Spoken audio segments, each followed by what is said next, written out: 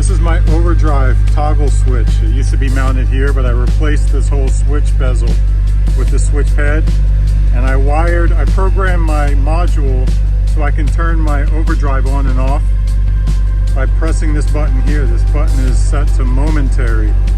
Problem is that because it's set to momentary, the indicator light only flashes when I push it to tell me that it works, basically. When I turn the overdrive off, I can't tell from the pad that it's off. I have to look down at the toggle, the original toggle down here, to see that the light is on. And then when I push it again, that light goes off. So what I want to do is add a little indicator bulb somewhere on my center console here and jump the wire from the toggle switch. So when I push the button to turn the overdrive off, that little bulb lights up somewhere down here, maybe in this panel right here.